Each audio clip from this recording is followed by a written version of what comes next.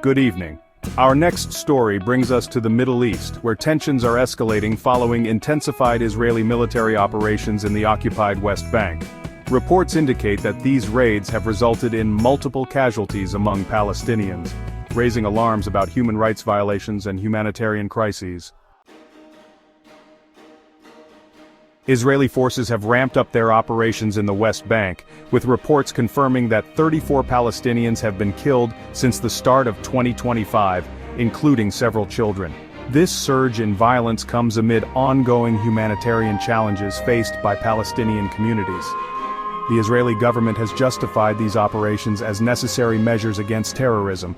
However, human rights organizations are condemning them as excessive force against civilians.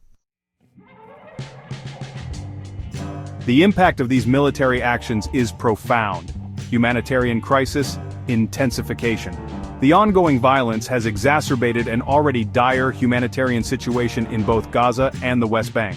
Access to basic services such as healthcare and education is severely restricted. International condemnation. The international community has expressed growing concern over civilian casualties and has called for investigations into potential violations of international law. Political instability. This escalation threatens any prospects for peace negotiations between Israel and Palestine, further entrenching divisions within both societies. Public reaction is likely to be one of outrage among Palestinians and calls for accountability from international observers.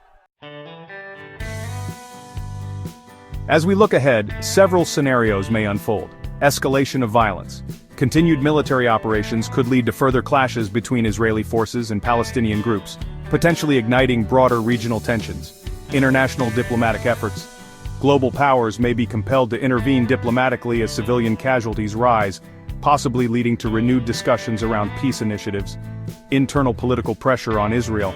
The Israeli government may face increased pressure from its citizens and opposition parties regarding its handling of security versus humanitarian considerations. In conclusion, the current situation in the West Bank is precarious and demands urgent attention from both local leaders and international stakeholders.